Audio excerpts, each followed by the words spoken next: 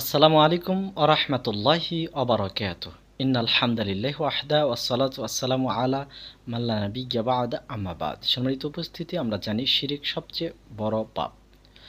আল্লাহ তাআলা বলছেন যে ইন্নাহু মাইশরিক বিল্লাহ ফাকাদ হাররামাল্লাহু আলাইহিল জান্নাতা ওয়া মাওয়াহুন নার ওয়া মা লিয-যালিমিনা মিন আনসার।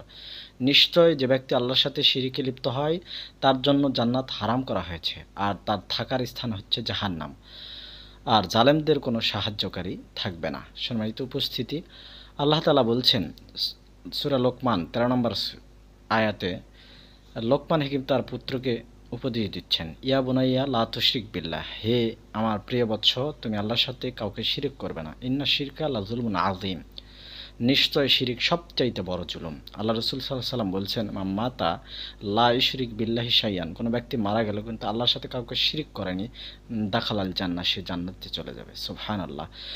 মাতা ইশরিক বিল্লাহি শাইয়ান, কোনো ব্যক্তি মারা গেল শিরিক করা অবস্থায়, দাখালান না, সে জাহান্নামে চলে যাবে।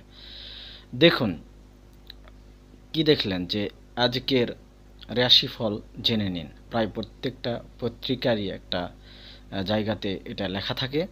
অনেকেই এই বিষয়টাকে বিশ্বাস করে নেয় এবং আজকে তার কি হবে, তার কি রাশির চক্র চলতেছে, সে বাইরে যাবে কি না, সে ব্যবসা আজকে করবে কি না, ইত্যকার বিষয়গুলো এরা মিলিয়ে দিয়ে থাকে। আস্তাগফিরুল্লাহ। সম্মানিত উপস্থিতি, এর উপরে কোনো মুসলিম বিশ্বাস স্থাপন করতে পারে না।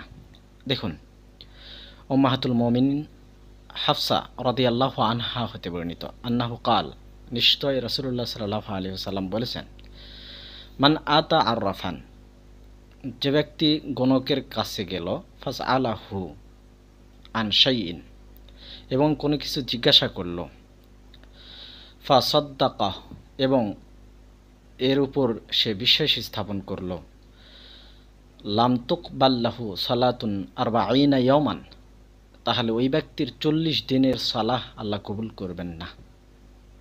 আস্তাগফিরুল্লাহ। সম্মানিত উপস্থিতি, খেয়াল করুন কি ভয়ঙ্কর কথা।